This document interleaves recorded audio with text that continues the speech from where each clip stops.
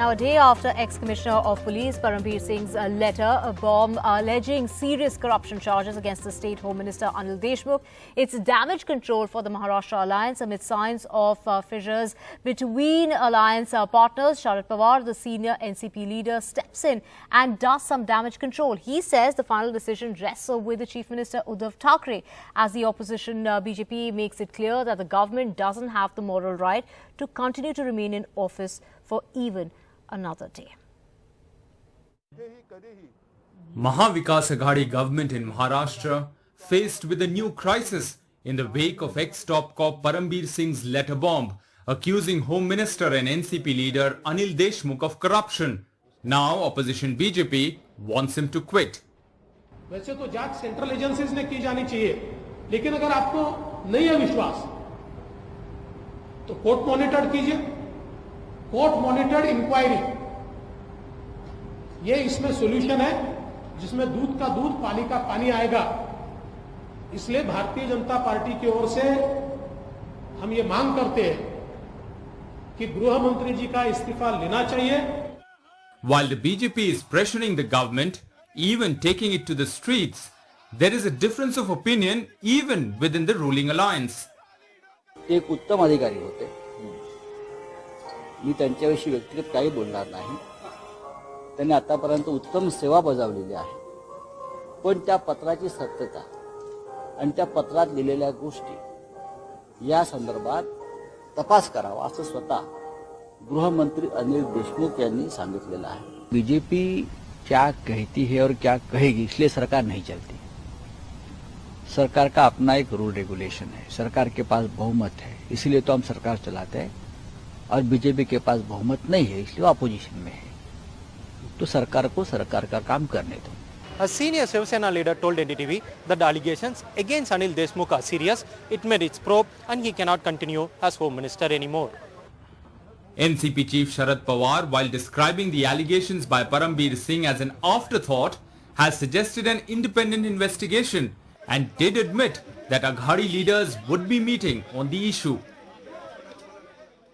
There is no information about actually collection of money or actually money has been transferred or handed over to CM and not CM, Home Minister or his staff. It is a prerogative of the Chief Minister to take appropriate decision. So I honestly feel there has to be in-depth inquiry. Anil Deshmukh की resignation की कोई आवश्यकता नहीं है।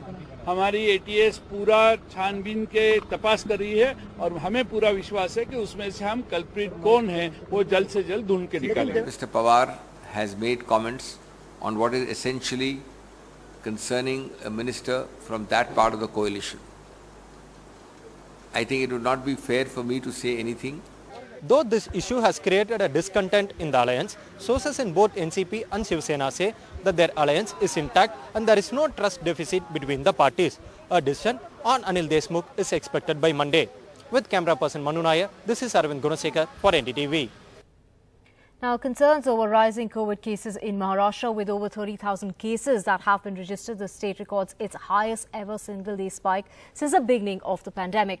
While the capital city, Mumbai, recorded 3,775 cases to breach the figures, pushing the growth to a percentage of the infection to 0.63% in Mumbai. The fatality rate of the state is coming in at 2.15%. Now, India records the highest daily cases in nearly 4 months. 43,846 cases have been reported in the country. Out of that, 197 people have died in a matter of 24 hours. Now, the central team has told Uttarakhand that there have been red flags as far as Uttarakhand is concerned, and the centre is asking Uttarakhand to increase the number of RT-PCR tests that are being conducted in Uttarakhand. My colleague Akshay Dongre sent us this report. India on Sunday recorded the highest daily cases in nearly 4 months. 43,846 new COVID cases and 197 deaths. As India witnesses what many are saying is the second wave of COVID-19, the central government has written to the Uttarakhand government strongly highlighting the concerns raised by a high-level central team which visited Uttarakhand on 16th and 17th March and asked the state to review preparedness for the ongoing Kumbh Mela at Haridwar. According to the report of the central team, 10 to 20 pilgrims and 10 to 20 locals are testing positive every day. Given the large footfall at Kumbh, cases may rise. Testing right now is inadequate. The central government has told Uttarakhand to increase share of RT-PCR tests as per ICMR guidelines, increase awareness of self-reporting, especially among local population, strictly follow SOPs issued by the Ministry of Health, ensure operationalization of adequate critical care treatment facilities, periodic testing of frontline workers before and after Snan days of the Kumbh, send samples for genome sequencing in an event of surge in cases. Healthcare experts continue to urge people to strictly maintain COVID-appropriate behavior as the number of cases continuously rises. There could be many reasons for this. Number one is that we have got susceptible pool of vulnerable population which was not immunized and which did not even suffer from infection. So that could be one of the reasons. Number two is that people are not following COVID-appropriate behavior. While the central government has written to Uttarakhand, the bigger point of concern for the healthcare workers remain the big political rallies that are happening in the poll-bound states that are attracting thousands of people and are being attended and addressed by the ruling party and the opposition. And it seems that everyone has turned a blind eye to the concerns of the healthcare experts regarding the resurgence in the cases of COVID-19. With camera person Gauri Prasad and Dinesh Mansera in Dehradun, Amaksha Dongre for NDTV. Now, cases have been rising in Rajasthan as well, and restrictions have been put in to curb the COVID situation. Markets will now have to remain closed after 10 o'clock at night. Visitors need a negative RT-PCR report from the 25th of this month, and private schools will have to remain closed as well. A night curfew has been put in place from 11 p.m. to 5 a.m. in 8 locations where the conditions are in fact worse than the other areas of Rajasthan. So the worst hit areas in the state, those include Jaipur, Udaipur as well as Ajmer amongst others.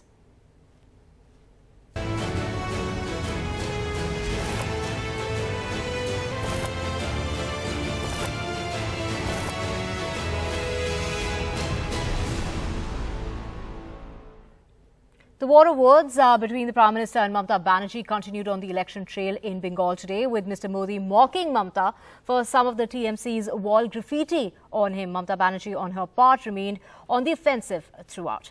My colleague Manideepa Banerjee sent us this. आजकल यहाँ दीदी के लोग दीवार पर तस्वीरें बना रहे हैं और तस्वीर में दीदी मेरे सिर पर अपना पैर मार रही है, मेरे सिर के साथ फुटबॉल खेल रही है. The Kalahari anthem still center stage. The battle for Bengal just got personal. The PM mocking the CM for wall graffiti that reportedly has a bandaged foot in slippers planted on the head of a white bearded man. दीदी आप मुझे लात भी मार सकती है, लेकिन दीदी मेरी दूसरी बात भी कान खोल करके सुन लीजिए. मैं आपको बंगाल के विकास को लात नहीं मारने दूंगा. In her back-to-back rallies today and earlier, Mamata Banerjee unapologetically on the offensive. আমি অনেক প্রধানমন্ত্রী দেখেছি, কিন্তু এই রকম নিষ্ঠুর, এরকম নিঠুর, এরকম স্বৈরাচারী, এরকম পুরো আমি দেখিনি. বিজেপি হচ্ছে দানবের দল, দৈত্যের দল, রাবণের দল, দুর্যোধনের দল, দুঃশাসনের দল, দুরাচারের দল, অশান্তির দল, সন্ত্রাসের দল, মানুষের পেট বন্ধ করে দেওয়ার দল. The issue has reached the EC. BJP complaining of Mamata Banerjee's adjectives for Mr. Modi. TMC protesting repeated use of Bua Bhatija. All this on a day Shishir Adhikari a TMC MP, shared stage with Amit Shah, clearly taking sides with his son Shubhendu, Mamata's rival at Nandigram.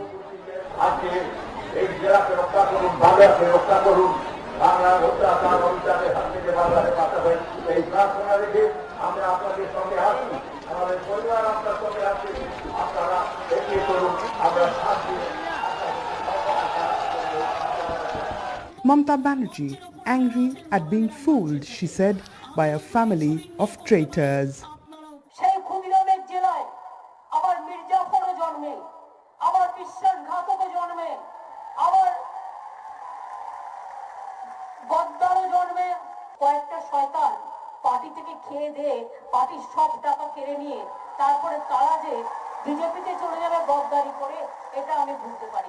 Finally, a BJP manifesto with a plan for Sonar Bangla.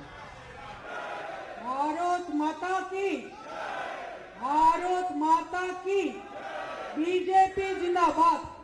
Trinamool, not impressed, mocking a manifesto read out entirely in Hindi. The sparring all set to get worse. In Kolkata, with GD Shankar, Monideepa Banerjee, NDTV. And the Prime Minister Narendra Modi held his third poll rally in Assam after the elections were declared in the state. Speaking at Bokakhat, the Prime Minister accused the Congress of giving false guarantees when it was in power at the centre. And also in Assam, the Congress General Secretary Priyanka Gandhi Vadra, who is on a two-day campaign in the state, hit back. Let's listen in. NDA की double engine की सरकार ने toilet हो, LPG gas हो, बिजली हो, मुफ्त इलाज हो, ऐसी अनेक सुविधाएं आप तक पहुंचाई है।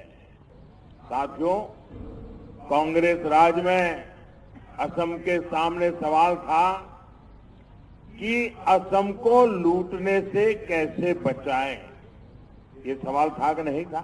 आज आपके सामने आकर क्या कहा प्रधानमंत्री जी ने कल कि आपको दो इंजन की सरकार मिलेगी, दो मुख्यमंत्री, दो इंजन की सरकार। भगवान ही आपको बचाए इन लोगों से। क्या पता कौन सा इंजन कौन से ईंधन से चलेगा, यहाँ से चलेगा, वहाँ से चलेगा, दिल्ली से चलेगा। And teacher to minister to Vogue Women of the Year list, KK Shailaja, the Kerala Health Minister, will fight the elections in the state for the fourth time, while opposition raises 2018 killing of Congress worker as a poll issue. My colleague Sneha Mary Koshi brings us this report. From a teacher to leading the fight against COVID in Kerala, 65-year-old KK Shailaja, Kerala's second woman health minister, contesting for the fourth time, this time from Mattanur constituency in Kannur, a CPM stronghold and her hometown. Seen by colleagues as a hands-on minister, Nipah and COVID were some of the outbreaks she has led her team against, and those efforts are now main campaign pitch. And we can strengthen our health system capacity threshold, and the pandemic potential was below. Every time it is below, in each and every time it is below under the health system capacity threshold. That's the secret of our victory. And now also the mortality rate is only 0.4%. And never our hospitals become flooded by COVID patients. In this very red bastion, where another CPM minister, E.P. Jayarajan, won with a margin of around 40,000 votes in 2016, is this small shop run by CP Mohammed, who has named the shop after his 29-year-old son, Shuhaib, the family breadwinner and a youth Congress worker who was murdered about 3 years ago.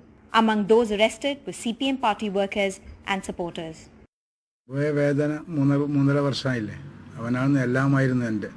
നമ്മളെ എൻ്റെ കുടുംബത്തിൻ്റെ എല്ലാമായിരുന്നു അത്. അതിന് ശേഷം ഇന്ന് വരെ ഒരു സന്തോഷത്തോടു കൂടി ഒരു ചിരി പോലും ചിരിച്ചിട്ടില്ല, പുഞ്ചിരിക്ക് പോലും ചിരിച്ചിട്ടില്ല. ഇന്നും ഞാനും എൻ്റെ കുടുംബവും 3 പെൺമക്കളും ഒരു ഉമ്മയും ഒരു ഉപ്പയും ഒരു മകനും എല്ലാം കുടുംബമായിരുന്നു എൻ്റെ. CPM ആരും ഇതുവരെക്കും നമ്മളെ വീട്ടിലോ നമ്മളെ കുടുംബത്തിലോ വന്നിട്ട് ആരും ഇന്ന് വരെക്കും ഒരു ശാന്തന വാക്കുപോലും പറഞ്ഞിട്ടില്ല. എൻ്റെ സുഹൈൻ്റെ ഫാദർ എനിക്ക് കളക്ട് ചെയ്ത് തരുന്ന ജാമ്യസംഖ്യ എൻ്റെ കയ്യിൽ ഏൽപ്പിക്കുന്ന പറയുന്നത് ഇന്ന് വൈകുന്നേരമാണ് എൻ്റെ പ്രവർത്തനം ആരംഭിക്കുന്നത്. അത് അതിൻ്റെ മെസ്സേജാണ്. കേരളത്തിൽ ഇനിയുള്ള സംഭവങ്ങൾ പെരിയ നടന്ന പോലെ ഇതേപോലെ സംഭവങ്ങൾ ഇനി ആവർത്തിക്കപ്പെടുന്നത്. Congress has fielded ally RSP from this constituency, a party with no significant base here. Well, COVID pandemic is a reality.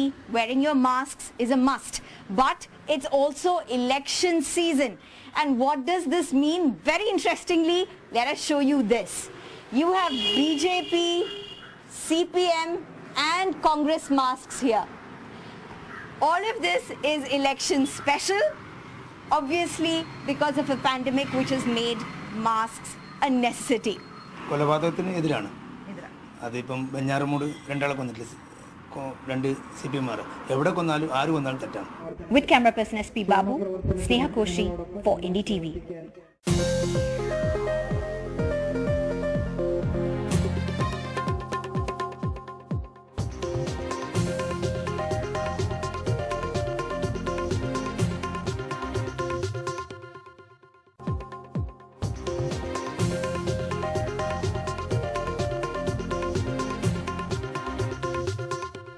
Welcome back. Uttarakhand's Chief Minister Tirath Singh Rawat has done it again. After making headlines over his controversial ripped jeans comment, Tirath Singh Rawat has now blamed the US for 200 years of rule in India. Tirath Singh Rawat, in a video of his speech, was heard saying that America, which enslaved us for 200 years and ruled the whole world, is struggling to control the coronavirus pandemic. Don't believe me? Listen to it for yourself. Bharat की 130-35 करोड़ की आबादी का देश आज भी अपने को राहत महसूस करता है अन्य देशों की अपेक्षा।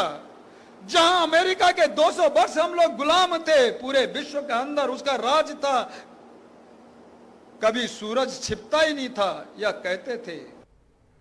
And he also went on to say that families with fewer members ended up getting less government ration, comparing those who gave birth to 2.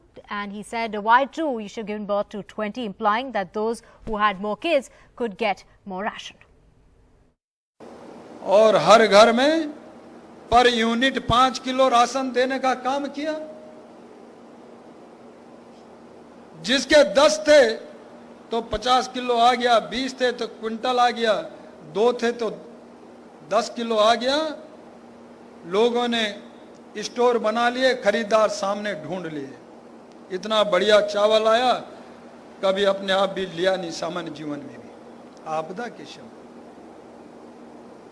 लेकिन उसके बाद भी एक दूसरे से जलन होने लगी कि मुझे तो 2 हैं तो 10 किलो मिला, 20 वाले को क्विंटल क्यों मिला, इसको क्यों 20 मिला। भैया इसमें दोष किसका?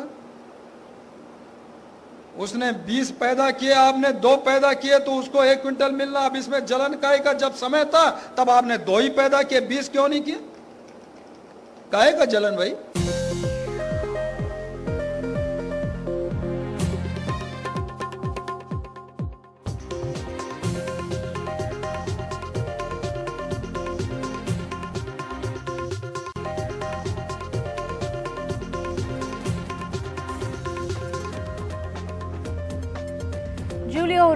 Ribeiro, the former top cop of Mumbai, Gujarat and Punjab, whose name was suggested by Sharad Pawar on Sunday to investigate the corruption allegation against Maharashtra's Home Minister Anil Deshmukh, has said that he wouldn't touch the murky situation with a barge pole. Well, joining us now, Julio Ribeiro, the ex-Mumbai Police Commissioner. Thank you very much for being with us. A bit of a surprise when Sharad Pawar mentioned your name, Mr. Ribeiro. Will you accept this offer to investigate this case? Has anyone approached you? No, nobody has approached me, and if they do, I will certainly not accept any such offer. I am not at an age where I can do such work, and even if I was able to do it, I would not. I would not like to touch this kind of murky, situation where money and these encounter specialists and and I don't know what the lobbying that these officers do to get positions of authority and power. I would not get involved in it at all. Yes. Mr. Ribeiro, I just, so if Mr. Sharad Pawar, or for that matter, if Mr. Uddhav Thackeray were to approach you and say, given, I mean, the fact that you are respected universally across this country, this is a serious issue, and please, can you look after this investigation? Can you oversee it? You're absolutely sure no way of your doing it? No, I would not touch it with a barge pole. This is a very tricky situation, and I don't know where this is all going to lead to. And, you know, it is better for them to settle it themselves. The politicians, they should settle it themselves. Because, you know, the type of murky politics also that is going on, I am disgusted. That is all I can say. Mr. Ribeiro, you've written, and I read that editorial of yours, that the BJP has access to grind with Uddhav Thackre's Shiv Sena, and these are your words in fact, and that a case like this one ensures sweet revenge. Do you believe this entire case is being politically orchestrated? No, besides the political orchestration, I think in this case at least has benefited the public, because all this, whatever is happening in this with regard to the appointment of police officers, the way that the politicians interfere, particularly in postings and transfers of the people at the cutting edge, this is something that should stop. And I'm happy that it will come to the notice of the people when the discussions take place in the press, that how the politicians misuse their powers of appointment and transfers. I know Mr. Sharad Pawar himself has made a statement some time ago, about I think 10 or 15 or 20 years ago, saying that the transfer industry is the one industry that is thriving. And this is what is the most disgusting factor. It has allowed corruption to hit the roof, and it is going further. And then they allow these senior officers. What I'm really ashamed of saying is that even IPS officers today are lobbying for these posts. They are lobbying, and when they lobby, they sell their souls, and then they do whatever the people who have helped in appointing them want them to do, and which means total injustice to the people and total corruption that goes on. I think that the public should know what is happening, and you know, when we talk about police reforms, it is just this, the misuse of the power of transfer. Now, how was Mr. So-and-so appointed? That is what we should find out. I'll ask you about that, sir. How was Sachin Vaze appointed? He was a Shiv Sainik at one stage. I'll come to that. However, the allegation in this case is that Parambir Singh, the police commissioner, was trying to frame, or is trying to frame, Anil Deshmukh, the Home Minister. Why else would he not have moved to make arrests after he learned about this alleged corruption? Why did he delay this till after he was transferred? Is that not something which is key here? Very serious. Now, I put myself in his place. It never happened in our times. Of course, I understand that. But when it does happen, I mean, what do? Do you accept it? Suppose you have come to know that your juniors have been called by the minister and told that they have to collect money. I mean, the first thing I would do as a police commissioner, I would object to that. I would go and meet the Home Minister and say, why are you doing this? I mean, this is not on. And if you are going to do this, I'm not going to accept it. And if you also don't want to accept that, then I quit. That is what a very honest and straightforward officer should do, but he did nothing of the sort. So it is, I think that this is very murky. Mr. Ribeiro, would you have moved for legal action on the basis of evidence like this against a political leader, a chief minister or a home minister, if you believed that this evidence was credible? when you go to that extent to a senior officer, senior minister, I suppose they will have to make some sort of inquiry, and those inquiry should be made. For example, the allegations are made against the state home minister, so his party chief should make those inquiries, and his party chief is extremely shrewd and capable of doing it. So I think that instead of recommending a poor 92-year-old retired officer, he should do it himself. A singularly articulate and brilliant 92-year-old retired officer, one might add. But do you, Mr. Ribeiro, believe that you are being somehow or the other dragged into a murky political battle? Is that why you don't want to get into it? Not your age, sir. Your mind is exceptionally sharp. No, I think the only intention perhaps was to, get something else on the table so that people's attention would be drawn to something else. I don't know really why my name was suggested, and what can a very old man who is disgusted with what is happening, who is disgusted that his old colleagues we were proud of our service. And now you have this type of thing going on where, that even IPS officers are suspected of extortion. I mean, this is ridiculous. And I think that we should all hang our heads in shame. Mr. Ribeiro, there is an alleged message exchange with an ACP Patil, which is revealed in this leaked letter. Now, the allegation being that Parambir Singh, the commissioner, had this WhatsApp conversation with Patil, where Patil responded with information, right?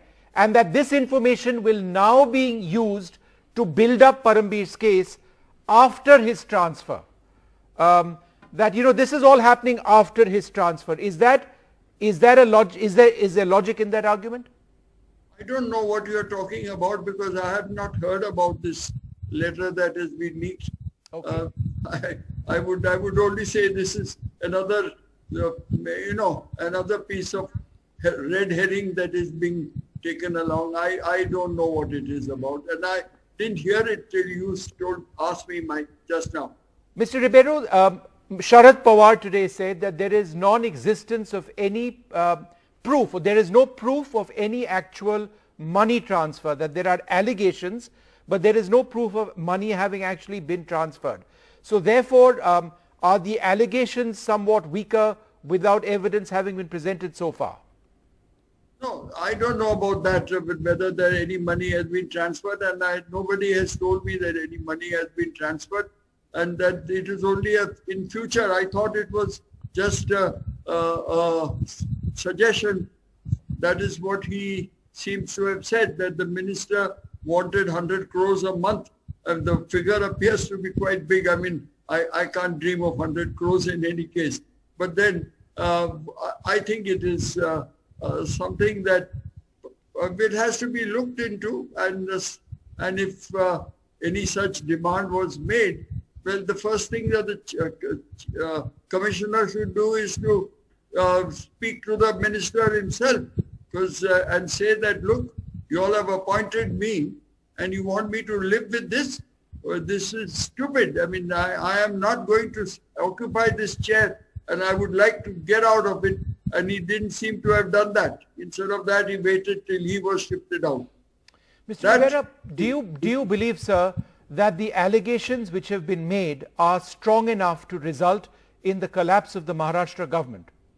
Oh, that I do not know, because power is such a thing that they might continue to feel the numbers that are required. So that is politics, and in politics I have no stomach for it at all. No stomach for politics at all. One or two more questions, sir, and you've written about this. What about encounter specialists such as Sachin Vaze? Do you believe that encounter specialists are essentially criminals roaming around in uniform? They were very good officers. They were very capable. They had a lot of initiative. We always require such people. But then, if you give them carte blanche to do whatever they want, and you give them importance out of proportion to their own rank, I mean, that is going to be suicidal. And that is what apparently has happened, because I'm told Sachin Vaze was a law unto himself, and he had direct access to the police commissioner, which never happened.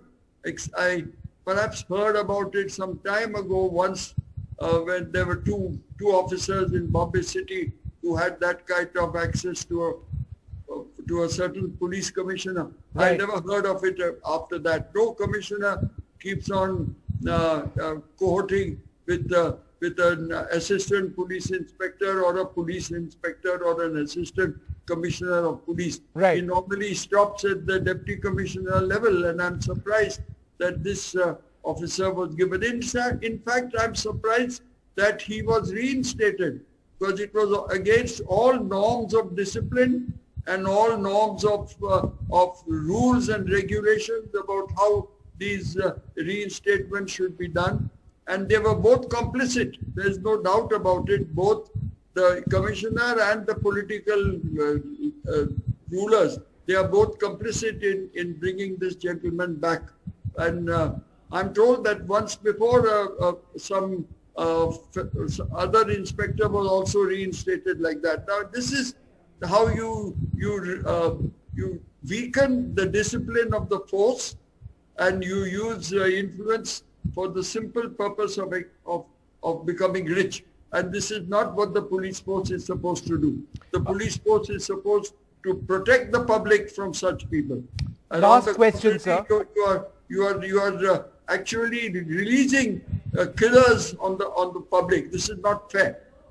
A last question. Do you believe that Sachin Vaze was the person who planted the gelatin sticks outside Mukesh Ambani's house? And if so, what was the motive? I don't know what the motive was, but all the evidence that seems to be, that comes in the newspapers appears to be very, very damaging to Sachin Vaze. And Sachin Vaze probably could not have done it on his own. Then he'll have to find out since he reported directly to the police commissioner.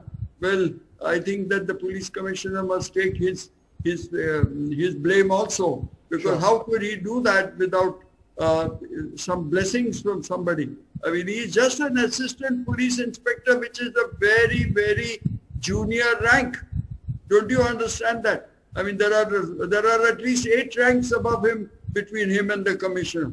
And what is this kind of thing? I've never heard. And that is why the police force is becoming so much in the adverse notice of the public. We are supposed to serve the public. We are a service. Don't they remember that? They don't even seem to bother that they are a part of a service. And they just do what they are only serving themselves. I mean, what is this that we are encouraging? And it is the politicians who encourage it.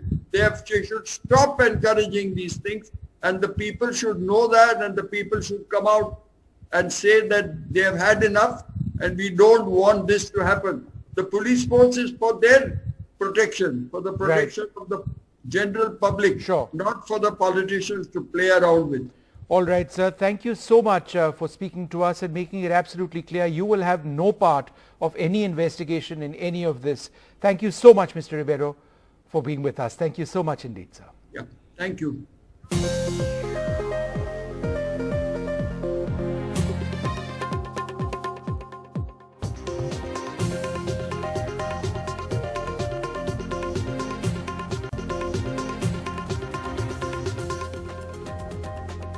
Well, very good morning. Let's start off by the concerns over the rising COVID cases in Maharashtra with 30,000 cases. The state records the highest ever single-day spike since the beginning of the pandemic.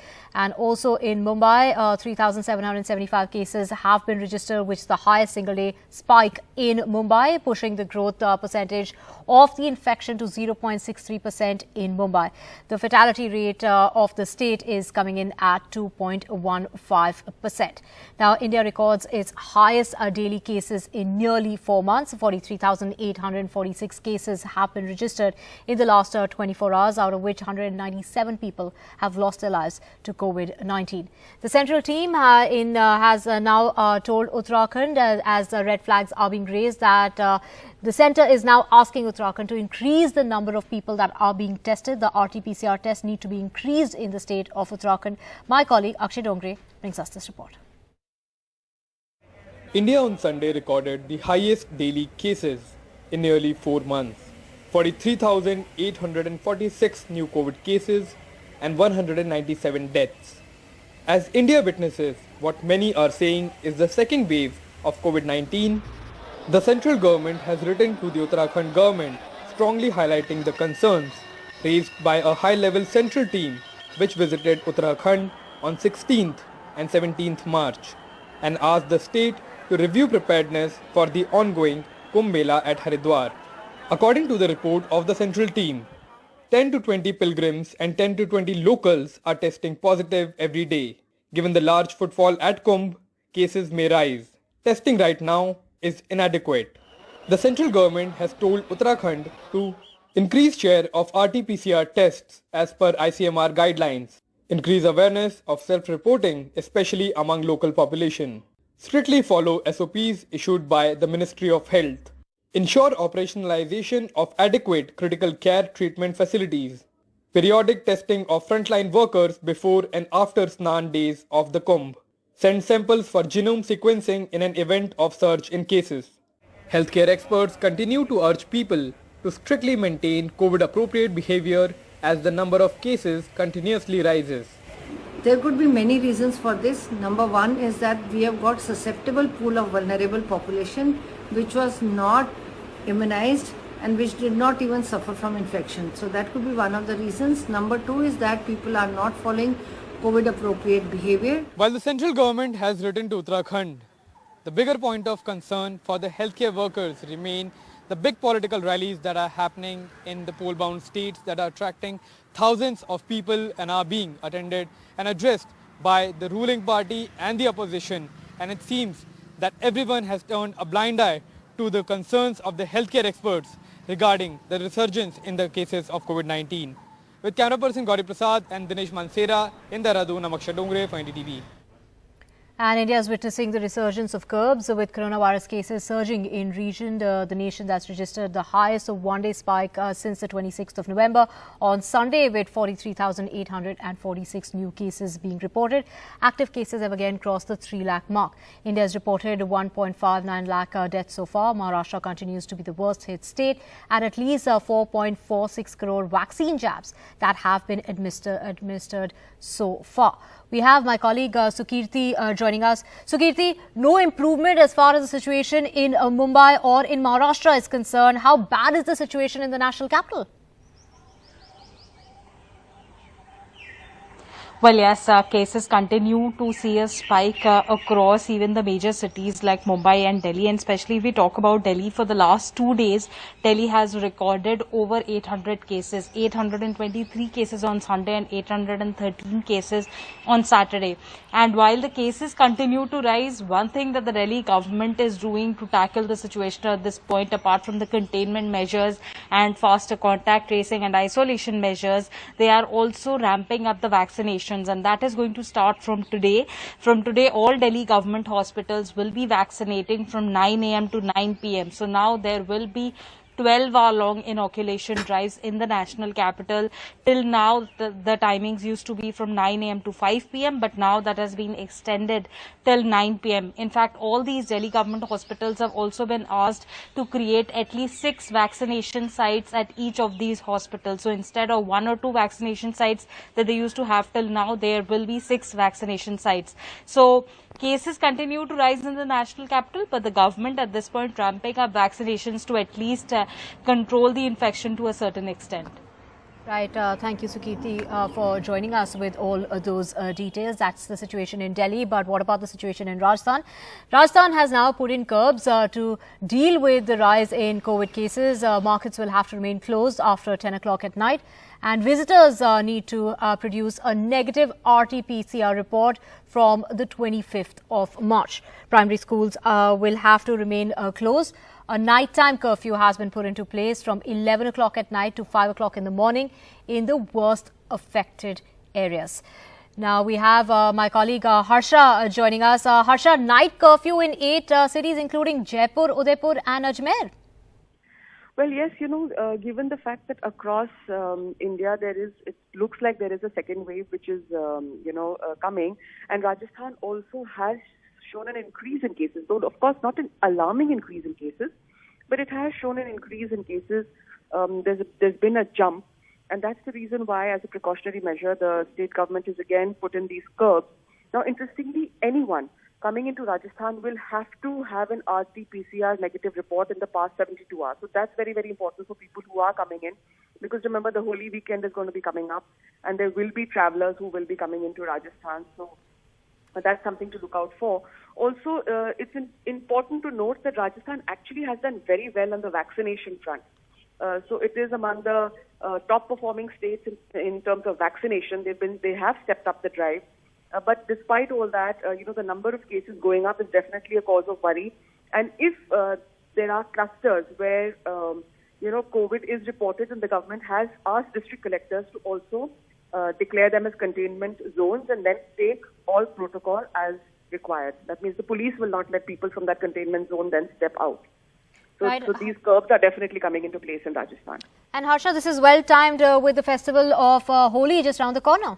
Yes, absolutely. In fact, the Chief Minister has given a written appeal to everybody that please celebrate Holi in your homes and with your family, and don't go around, because remember, the last time Rajasthan had a huge surge in cases was over Diwali. So the festivals are definitely something which are celebrated in street corners. You have pujas at various crossings. The Holika Dahan happens the day prior to Holi, and crowds do gather. So they have cut down the numbers, and in fact, even for weddings, because the weddings will also start post-Holi, the number is 200. You cannot have more than 200 people in a wedding. Right. So curbs are being put into place. The big question being, how long will these restrictions remain in place? Harsha, do you have any inkling about that? Very, very open-ended. Schools and colleges, of course, have not been closed down. It's only the primary classes which are not there, but the schools and colleges which had opened up, they will carry on with COVID protocols in place. So it really depends on how the situation shapes up in the near future. Though, of course, given the economy, the caution will be that, total kind of a lockdown doesn't take place, because that is economically very detrimental. And that's why, if you see the order that the Chief Minister has given, factories which have night shifts, factories which are working, they have actually been allowed to operate even through the curfew. So keeping an eye on the economy, but at the same time restraining large public gatherings, I think that seems to be the mood of the government. Right. Thank you so much, Harsha, for joining us with all those details. We will keep coming back to you for more. And now it's time to find out all about the rising situation as far as the country is concerned. We have with us Dr. Muzaffar Lakrawala. He is the advisor to BMC on the COVID-19 situation at the Sir H.N. Reliance Foundation Hospital in Mumbai. The situation in Mumbai seems to be worsening by the day. Let's find out from Dr. Lakrawala. Dr. Lakrawala, a very good morning. Just in the last 24 hours, Mumbai has reported 3,775 cases, which is the highest during the pandemic. What can we expect? What should India be fearing as we are on the brink of a fresh wave? So I think we are fooling ourselves if we think that the second wave is not already here. We have been complacent enough to think that we won't get affected. Today it's Maharashtra. Maharashtra always had the largest numbers to begin with, and it's very soon going to be the other states. What my fear is that there are lots of festivals coming around, the Kumbh Mela, the Good Friday festival, then will come the Holi festival. So we really have to be careful, because what we need to realize is that we are in the midst of a wave. The numbers are only going to rise. How do we tackle that? The only silver lining in this entire thing is that the case fatality rate is very, very low. It's been around 2.15% in Maharashtra and around 3% in Mumbai, basically because most bad cases try to come into the tertiary hospitals in Mumbai. And so any major city would have a higher fatality rate as compared to some of the smaller towns and villages. I think the only way to prevent this is not to go down the older paths of trying to, yes, definitely you test more and more, but to try and do contact tracing today, because people do not know how they picked up the virus from somebody else. It's almost impossible to contact trace, given that the entire populations have opened up. At least in Mumbai, the local trains are working, the BSTs opened up, everything is functioning. Right, so Doctor, with the festival of Holi coming up, like you mentioned, is it safe as a time to be travelling within the country, and what kind of precautions would you suggest to our viewers, especially during the festival of Holi? I think it's a small sacrifice to make if you miss out the Holi festival this time and celebrate probably only with our loved ones at home. And I would think that if you do want to go for a party, just make sure that you're in a bubble where everyone is tested, and only then you get tested. And if that's not possible, rather skip Holi festival this year is what my thinking is. Right. And is it a safe time to be traveling within the country? It's not a safe time to be traveling irrespective. Even for work, try and work from home as much as possible.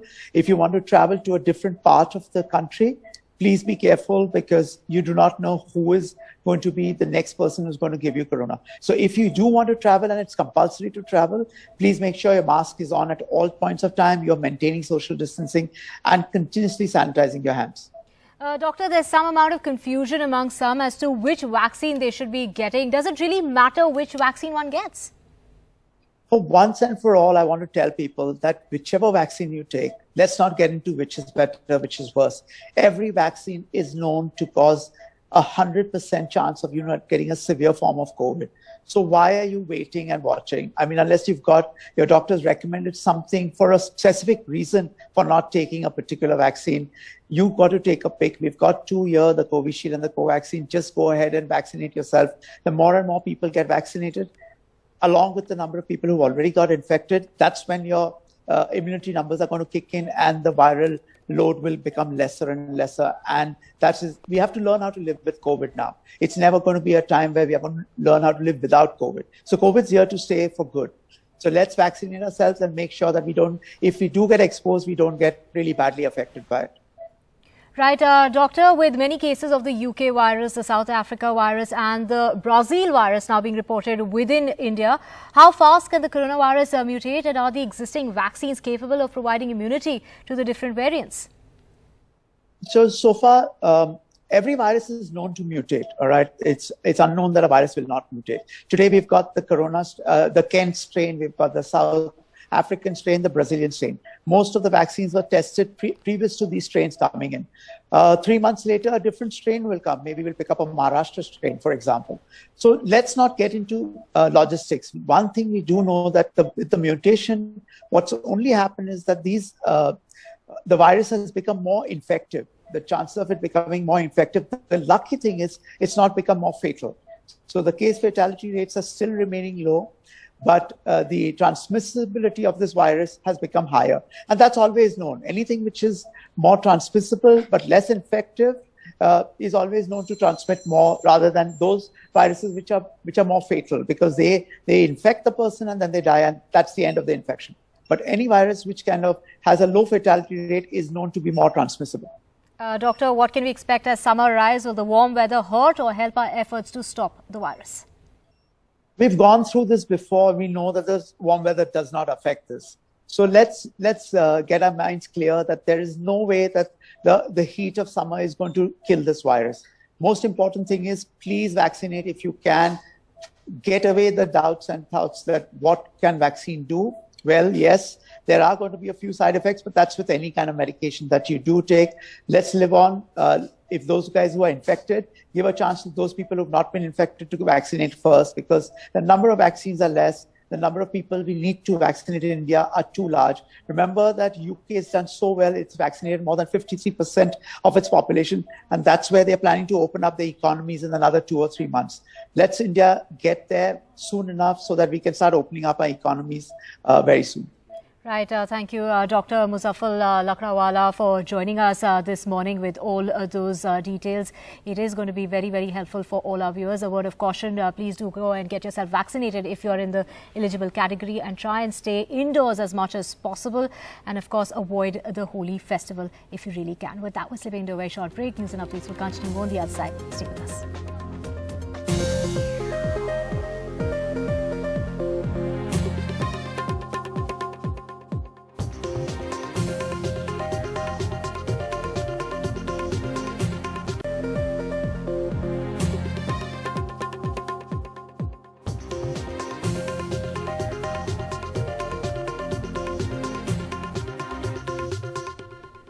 Welcome back. A day after ex-Commissioner of Police Parambir Singh's letter bomb alleging serious corruption charges against the State Home Minister Anil Deshmukh, it's damage control for the Maharashtra Alliance amid signs of fissures between alliance partners. Sharad Pawar, the senior NCP leader, steps in and does some damage control. He says the final decision rests with the Chief Minister Uddhav Thackeray, as the opposition BJP makes it clear that the government doesn't have the moral right to continue to remain in office for another day.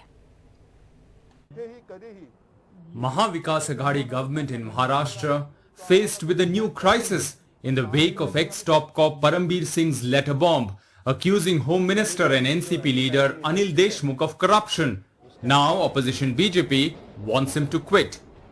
वैसे तो जांच central agencies ने की जानी चाहिए, लेकिन अगर आपको नहीं है विश्वास तो कोर्ट मॉनिटर्ड कीजिए, कोर्ट मॉनिटर्ड इंक्वायरी, ये इसमें सॉल्यूशन है जिसमें दूध का दूध पानी का पानी आएगा. इसलिए भारतीय जनता पार्टी की ओर से हम ये मांग करते हैं कि गृह मंत्री जी का इस्तीफा लेना चाहिए. While the BJP is pressuring the government, even taking it to the streets, there is a difference of opinion even within the ruling alliance. एक उत्तम अधिकारी होते, मी त्यांच्याविषयी व्यक्तिगत काही बोलणार नाही. त्यांनी आतापर्यंत उत्तम सेवा बजावलेली आहे, पण त्या पत्राची सत्यता आणि त्या पत्रात लिहिलेल्या गोष्टी या संदर्भात तपास करावा असं स्वतः गृहमंत्री अनिल देशमुख यांनी सांगितलेलं आहे. बीजेपी क्या कहती है और क्या कहेगी इसलिए सरकार नहीं चलती. सरकार का अपना एक रूल रेगुलेशन है, सरकार के पास बहुमत है इसलिए तो हम सरकार चलाते हैं, और बीजेपी के पास बहुमत नहीं है इसलिए अपोजिशन में है. तो सरकार को सरकार का काम करने दो. A senior Shiv Sena leader told NDTV that the allegations against Anil Deshmukh are serious, it merits probe and he cannot continue as Home Minister anymore.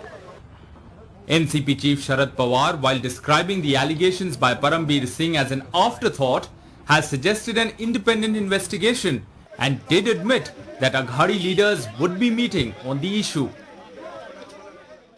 There is no information about actually collection of money or actually money has been transferred or handed over to CM and not CM, Home Minister or his staff.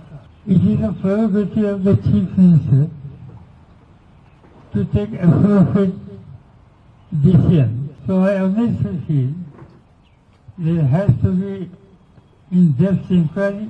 Anil Deshmukh की resignation की कोई आवश्यकता नहीं है. हमारी ATS पूरा छानबीन के तपास कर रही है और हमें पूरा विश्वास है कि उसमें से हम कल्प्रिट कौन है वो जल्द से जल्द ढूंढ के निकालेंगे. Mr. Pawar has made comments on what is essentially concerning a minister from that part of the coalition. I think it would not be fair for me to say anything. Though this issue has created a discontent in the alliance, sources in both NCP and Shiv Sena say that their alliance is intact and there is no trust deficit between the parties. A decision on Anil Deshmukh is expected by Monday. With camera person Manu Nair, this is Arvind Gunasekar for NDTV.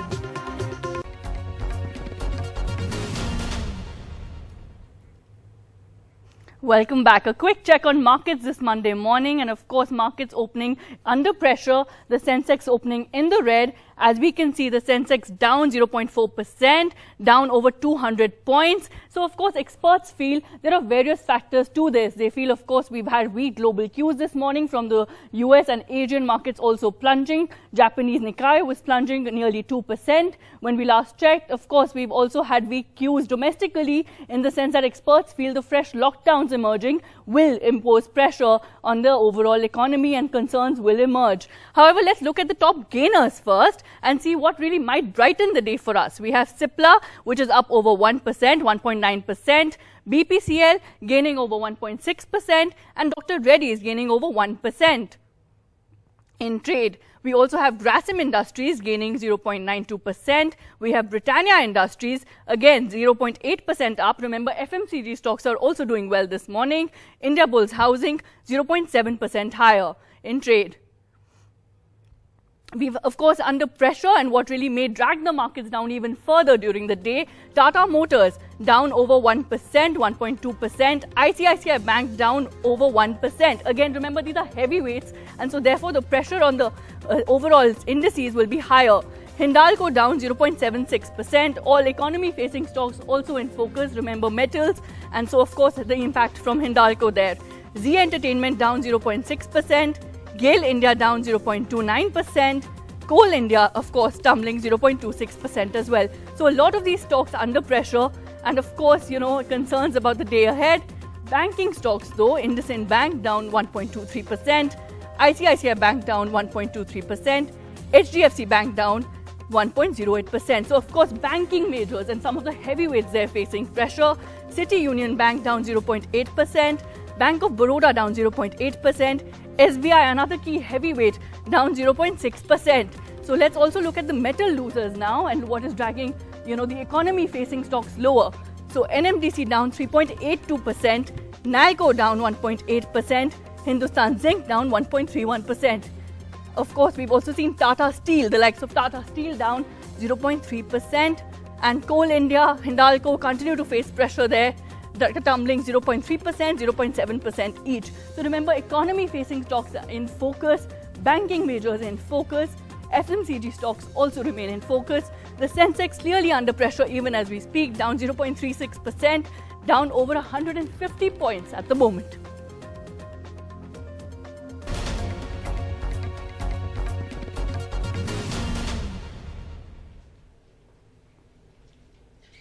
Three terrorists were killed during an anti-terror operation in Jammu and Kashmir's Shopian district. A defense spokesperson said a joint operation was launched by Army, CRPF and the police late last night. To get more details about this, we have three terrorists have been killed in an anti-terror operation in the Shopian district of Jammu and Kashmir. In a statement the joint operations was launched by Army, CRPF and the police late last night. To get more details, we have my colleague Nazir joining us. Nazir, this is a second major anti-terror operation in South Kashmir in the last 1 week? Yeah, it is second major operation which has been launched by the police, Army and CRPF. And this operation was launched late last night. And according to Army and police, 3 militants have been killed so far in this encounter. And the police are saying that there are more militants in the who have been trapped in a target house. One target house is set on fire. We can see that in visuals as well. Those visuals are available with that.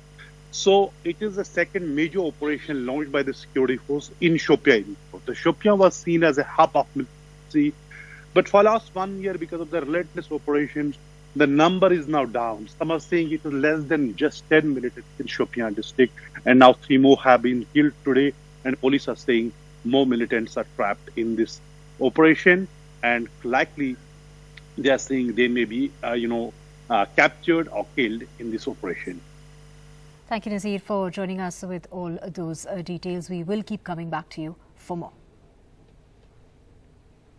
And moving on, the war of words between the Prime Minister and Mamata Banerjee continued on the election trail in Bengal on Sunday, with Mr. Modi mocking Mamata Banerjee for some of the TMC's wall graffiti on him. Mamata Banerjee, for her part, remained on the offensive throughout. My colleague Monideepa Banerjee sent us this report.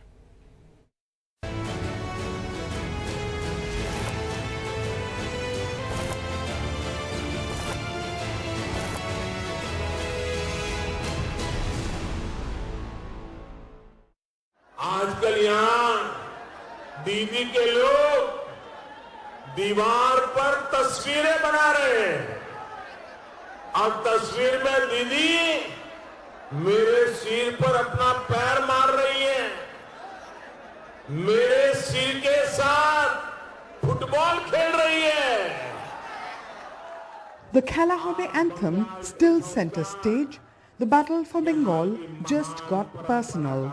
The PM mocking the CM for wall graffiti that reportedly has a bandaged foot in slippers planted on the head of a white bearded man. दीदी आप मुझे लात भी मार सकती है,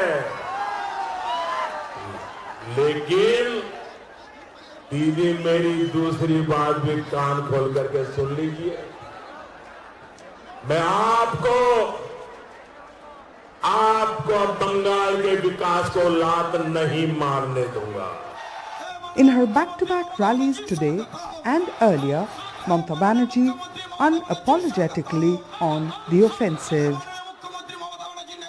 আমি অনেক প্রধানমন্ত্রী দেখেছি, কিন্তু এইরকম নিষ্ঠুর, এরকম নিঠুর, এরকম স্বৈরাচারী, এরকম পুরো আমি দেখিনি। বিজেপি হচ্ছে দানবের দল, দৈত্যের দল, রাবণের দল, দুর্যোধনের দল, দুঃশাসনের দল, দুরাচারের দল, অশান্তির দল, সন্ত্রাসের দল, মানুষের পেট বন্ধ করে দেওয়ার দল। The issue has reached the EC. BJP complaining of Mamata Banerjee's adjectives for Mr. Modi, TMC protesting repeated use of Bua Bhatija. All this on a day Shishir Adhikari, a TMC MP, shared stage with Amit Shah, clearly taking sides with his son Shubhendu, Mamata's rival at Nandigram.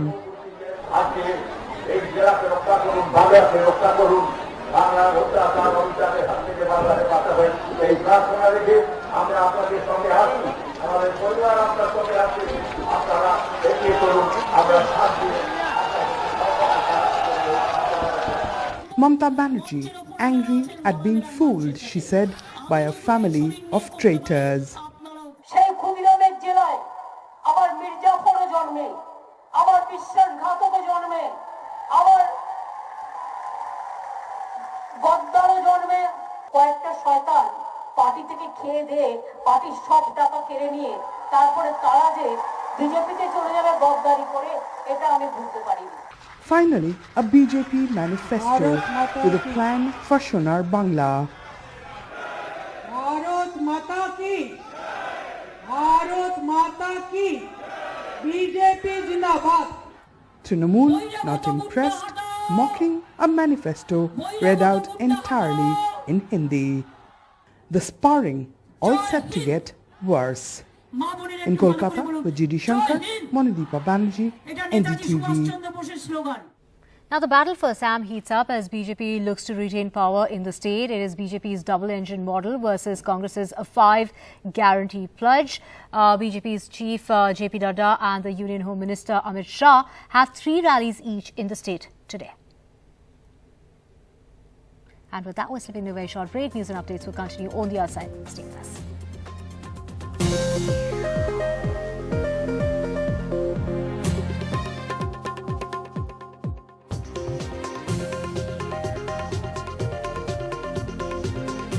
In Bengaluru, the country's first air-conditioned railway terminal is almost ready. It has all the amenities that are usually available to passengers at airports. Let's take a look with my colleague, Nihal Kidwai. Bengaluru will soon have the first air-conditioned railway terminal in the country, with the latest facilities like charging points and a waiting hall that's making the people of Bangalore proud. And I've traveled all over the world, but I'm so surprised when our country, India, Bangalore, can come out with such beautiful things. I'm sure one day our country, every state, every town will have railways like this, and we'll really feel proud. There's also a VVIP lounge with separate areas for men and women. The terminal is spread over 4,200 square meters. It has 7 air-conditioned platforms. 50,000 people are expected to use it each day. The project was cleared about 6 years ago at a cost of 315 crores.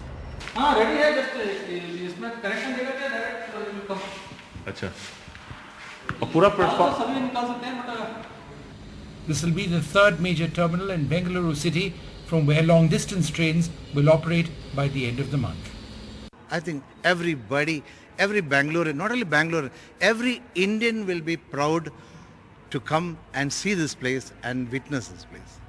This state-to-the-art railway terminal would be operational soon, where passengers would get amenities so far available only at airports. With camera person Govind Murthy, Nehal Khidwai for NDTV.